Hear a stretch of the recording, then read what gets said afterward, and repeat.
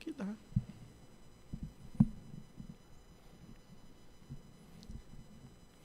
Se Jesus não falasse Pai Nosso, ele falaria Vovô Nosso, né?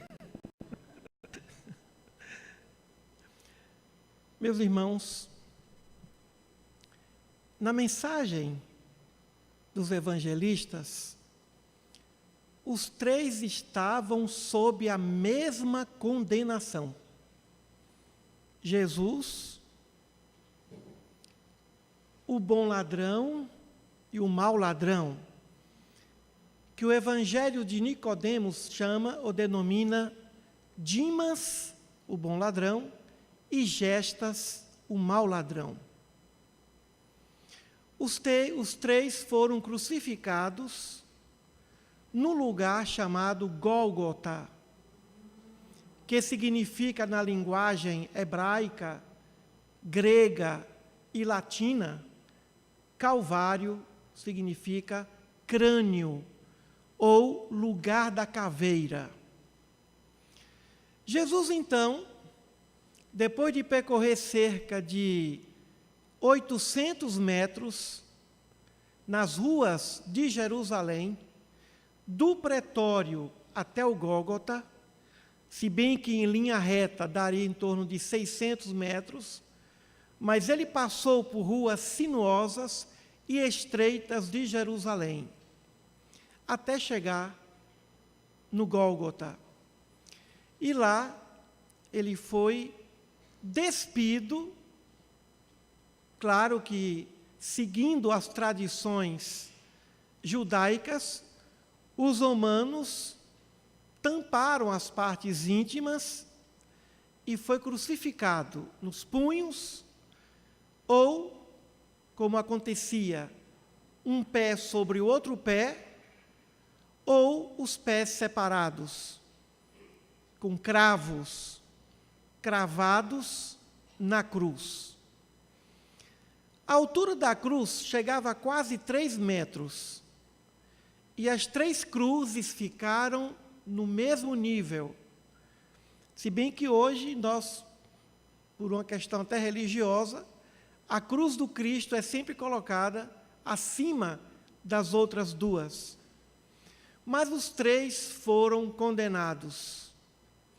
Ali se encontravam 3 cruzes diferentes: a cruz do inocente, a cruz do puro, a cruz do pecador arrependido e do pecador não arrependido. As tradições afirmam que Dimas, que era o bom ladrão, que defendeu Jesus do alto da cruz, ele era galileu, proprietário de uma hospedaria, mas praticava o crime de assaltar viajantes pelas estradas. E atenuam dizendo que ele pegava do rico para dar para o pobre, e que ele teria assaltado, inclusive, o templo de Salomão. Enquanto Gestas assaltava e matava, sem piedade. E dizem que isso desde tenra idade, que ele não cumpria a lei, não obedecia à lei, e era portador de grande violência. Outras coisas também ele fez, e que eu prefiro aqui não relatar, detalhar, não é conveniente. O fato é que um estava na sua cruz, arrependido, reconhecendo que aquele homem que estava ao seu lado nada tinha do que resgatar, era um homem puro, inocente, e chamou a atenção do outro, porque o outro estava zombando de Jesus. Como Jesus sofreu de várias zombarias dos soldados romanos, dos judeus, autoridades judaicas e seus seguidores, dos escribas, dos doutores da lei e até daquele pecador não arrependido. Sofreu, no alto da cruz, 2 cruzes, a cruz do corpo e a cruz moral da zombaria. Como nós podemos entender isso? Por que Jesus não foi crucificado sozinho? Porque ele teve que estar acompanhado de 2 malfeitores. Claro que isso foi preconizado, profetizado. Mas por que essa profecia? A gente tem que questionar, inclusive, as próprias profecias. Porque existia uma profecia dizendo que ele seria crucificado entre malfeitores. Então não basta apenas falarmos, porque veio cumprir a profecia. É preciso nós perguntarmos por quê. Aliás, a pergunta do porquê foi a pergunta que norteou toda a nossa codificação da doutrina espírita. Kardec perguntou por quê.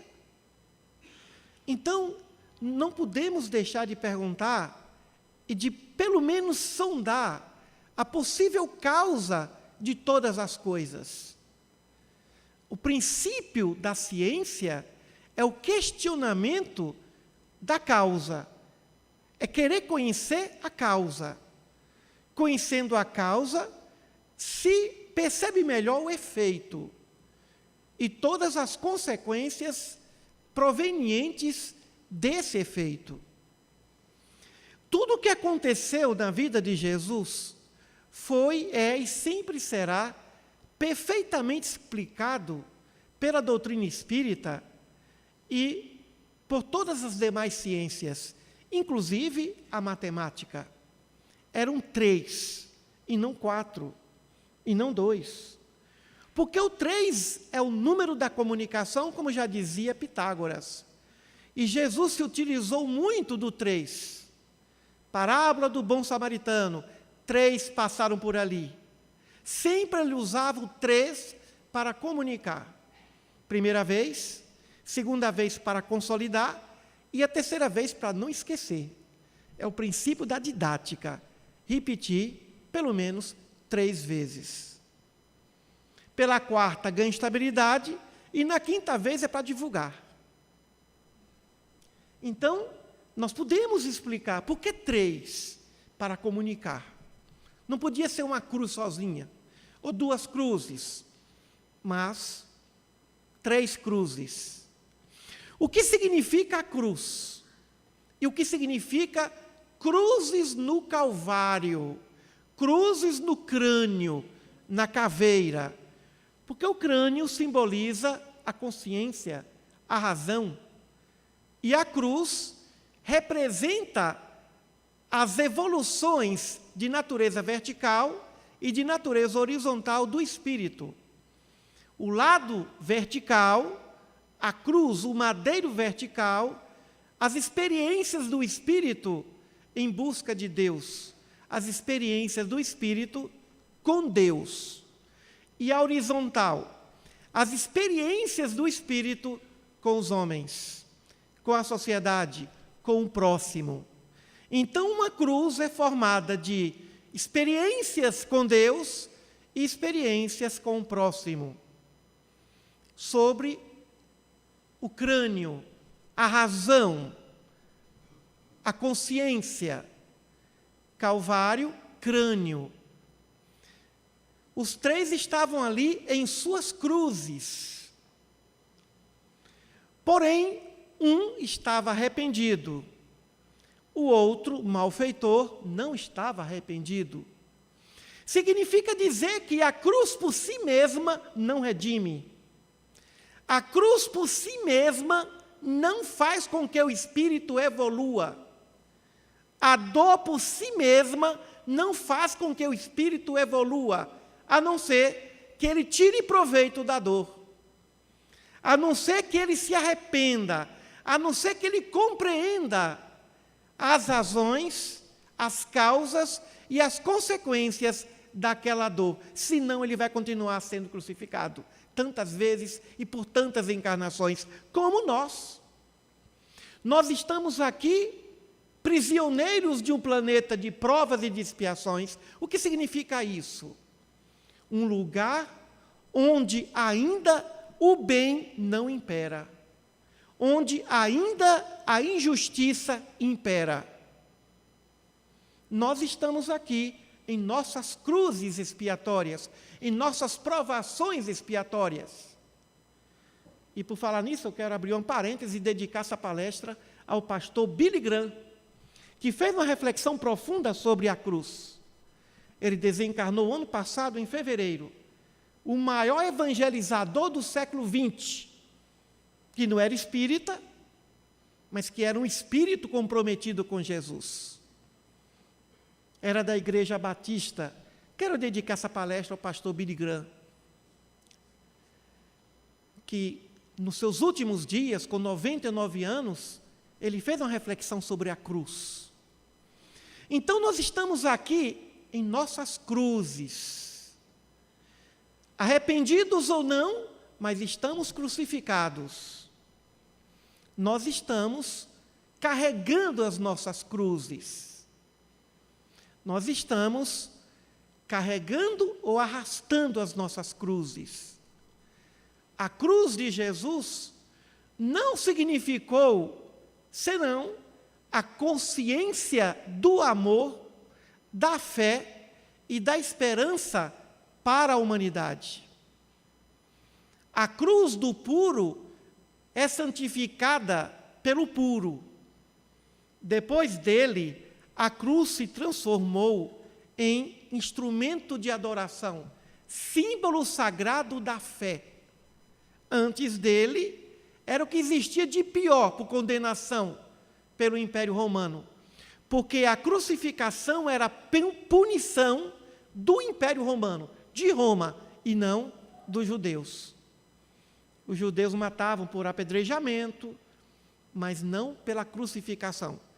E era a punição pior que existia, a mais humilhante, a mais desonrosa. Então se encontrava lá a perfeição crucificada. Aquele que não se arrependeu também crucificado, no mesmo momento, e o que se arrependeu também.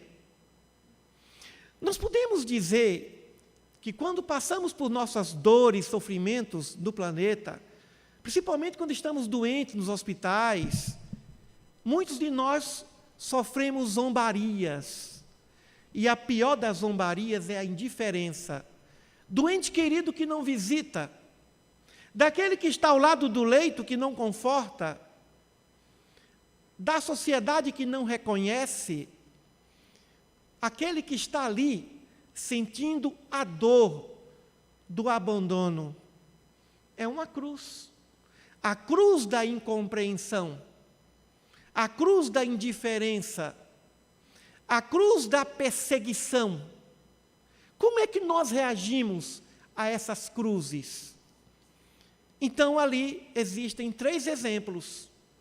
O exemplo daquele que foi crucificado e que perdoou, que olhou a humanidade com muito amor, que disse ao Pai: Pai, perdoai-os porque eles não sabem o que fazem, demonstrando ali a primeira fala de Jesus na cruz.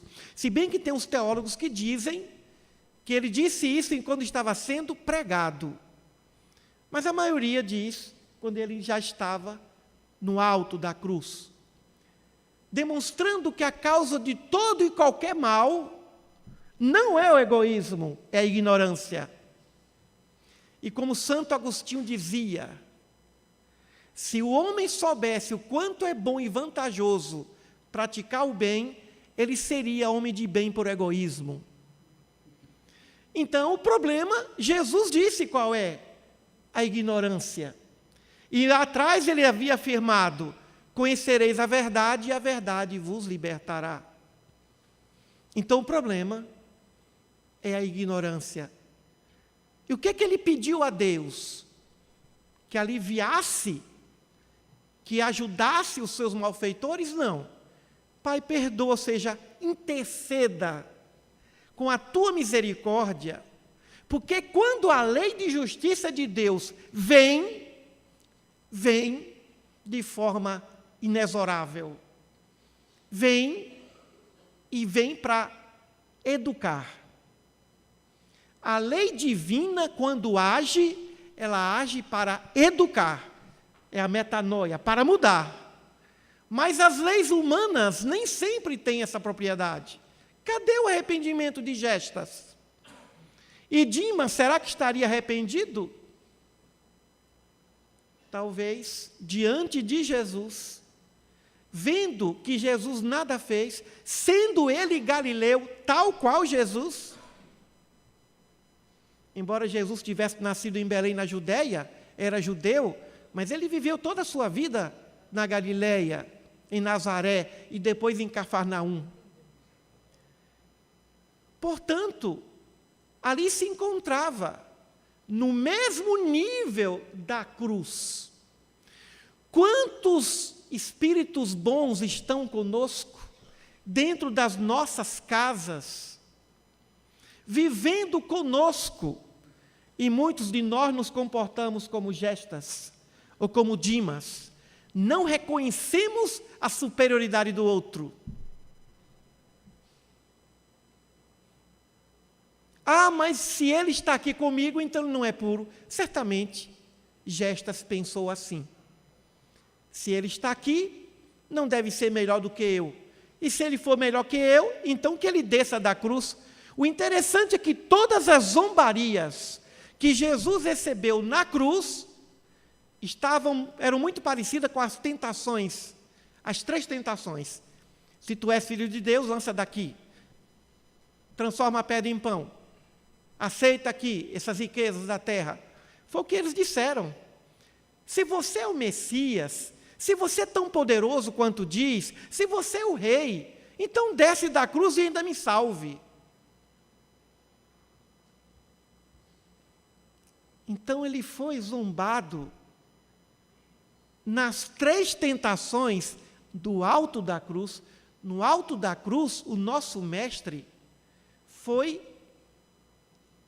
ultrajado, sofreu as humilhações provenientes das 3 tentações. Então, significa dizer que há sempre uma cruz à nossa espera. E o mestre disse a caminho do Gólgota: se estão fazendo isso com o ramo verde, o que não farão com o ramo seco? Nós, o ramo seco. Nós, frágeis. Qual é a nossa cruz? Qual é a sua cruz? Qual é a minha cruz? E qual será a cruz que está reservada para cada um de nós em algum momento da vida? Então, senhores, as nossas cruzes nos esperam no alto da consciência, no Gólgota do Espírito. As nossas ações são os advogados de defesa ou de acusação, e o tribunal da consciência vai julgar os nossos atos. Por isso, o que Jesus quis dizer, não choreis por mim, mas por vós, ele quis dizer, espere que a sua cruz vai chegar. A sua hora vai chegar. Mas a cruz não é garantia de sucesso espiritual. É isso que se tem que entender. O sofrimento não garante limpeza de espírito. Para o espírito revoltado, para o espírito que não aceita o sofrimento, para o espírito que continua recalcitrante no mal, viciado, permanecendo nos mesmos erros. Por isso, embora a dor tenha sido sublimada no Calvário, mas por causa de Jesus e não por causa dos outros 2. Então nós estamos nesse simbolismo dos 3.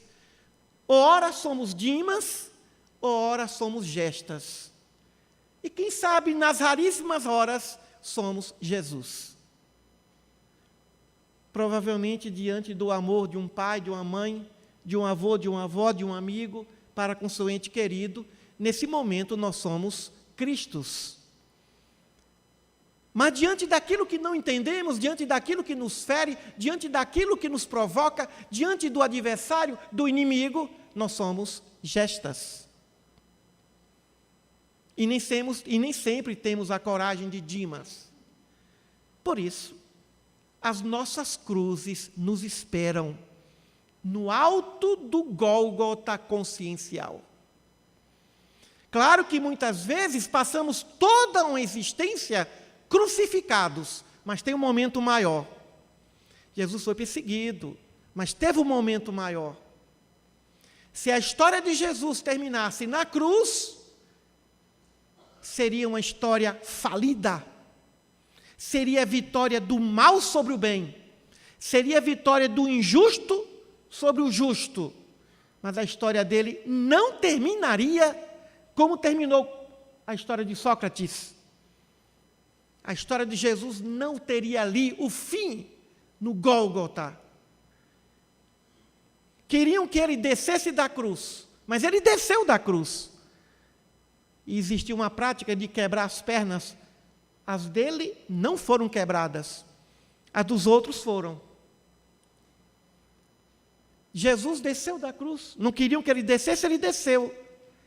E deixou o túmulo vazio, porque a história dele não terminou no Gólgota. A história dele não terminou até hoje. A história do Cristo não tem fim. E nós fazemos parte dessa história, porque nós somos seus rebanhos. A história dele começou quando ele desceu da cruz, quando ele saiu do túmulo e deixou o túmulo vazio para encher os corações humanos de esperança, de fé, de amor, de perdão. Ali começa a história de Deus dizendo: olha, não é o mal que vence, não.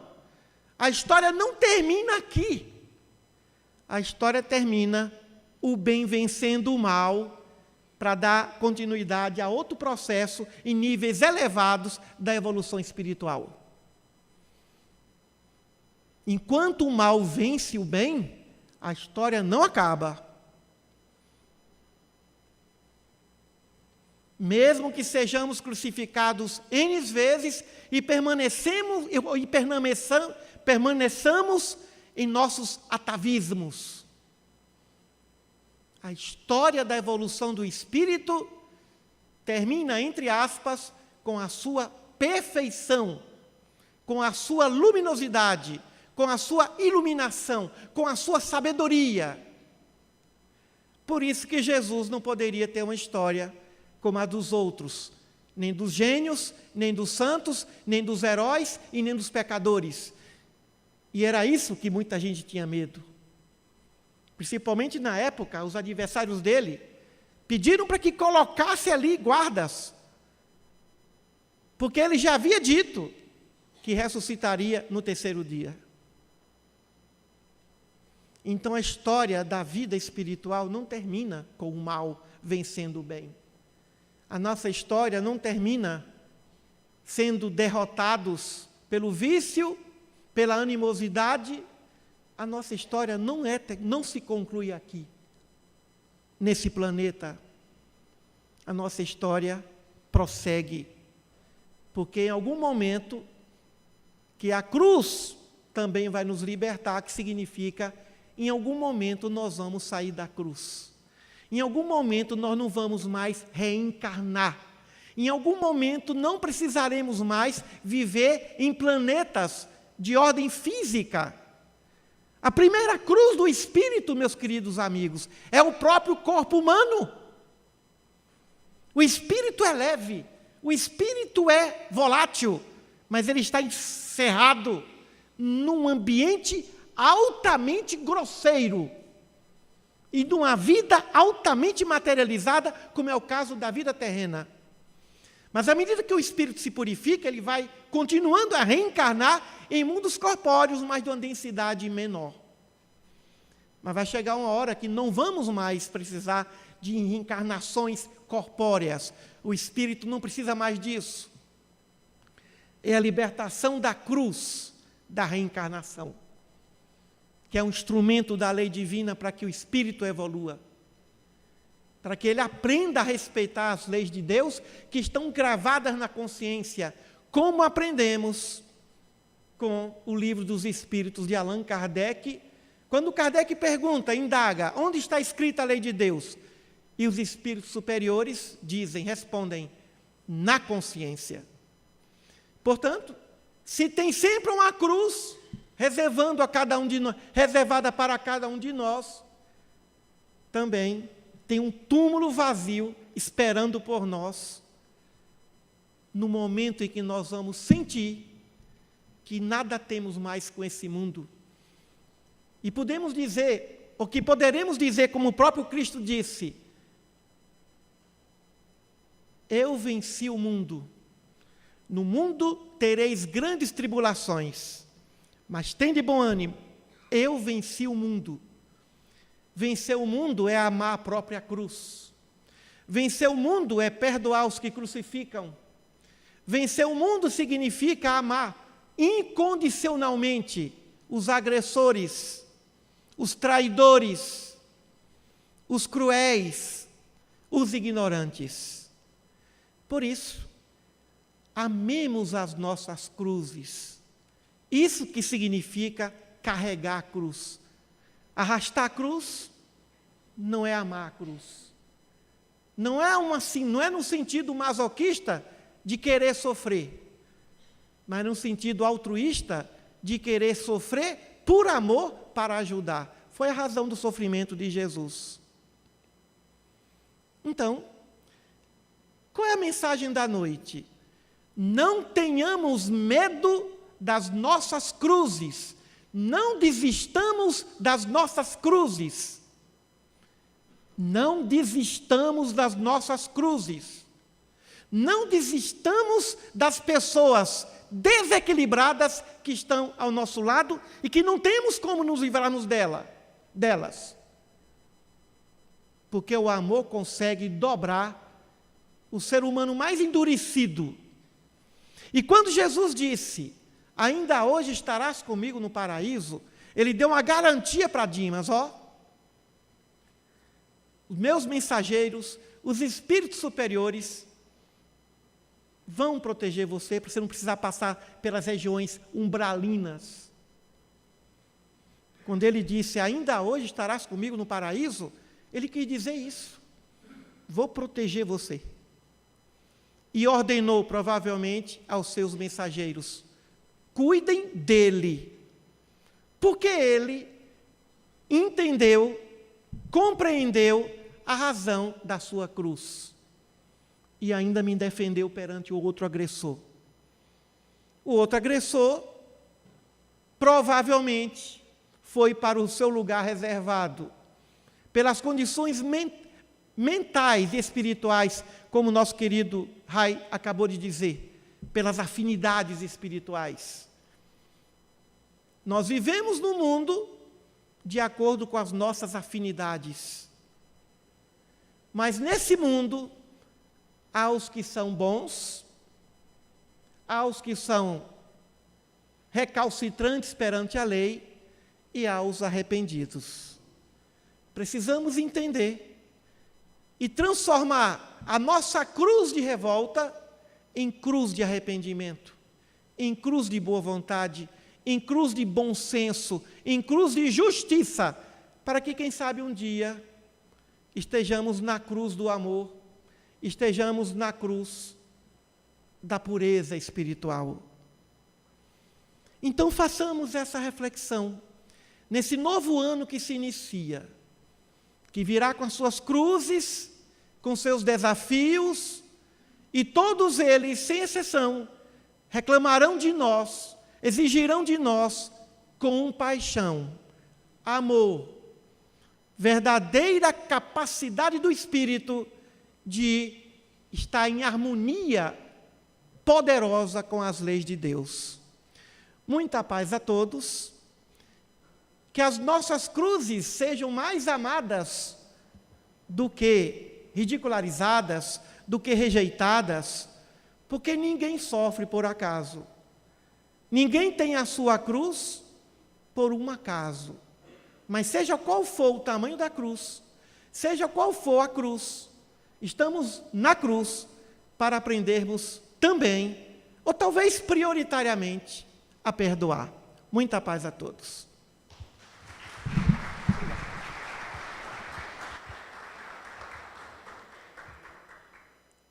Nós, do fundo do nosso coração, agradecemos o nosso irmão querido, Emídio Brasileiro, pela palestra extraordinária que nos levou, tenho certeza, à profunda reflexão. Já que nós estamos na era do ser reflexivo, é refletir e agir, o dar. Que o nosso irmão receba, então, os nossos melhores pensamentos, rogando a Jesus o amparo, a proteção, e que ele consiga ser avô mais vezes. Deus te abençoe, Emídio, muito obrigada, e esteja conosco outras tantas vezes. Nós vamos agora aproveitar esse momento, o terceiro momento, para a nossa meditação. Meditar é ser o construtor do autoconhecimento. Então, nós vamos agora ter consciência desse momento. Vamos sentar confortavelmente, vamos colocar os nossos pés rentes ao chão,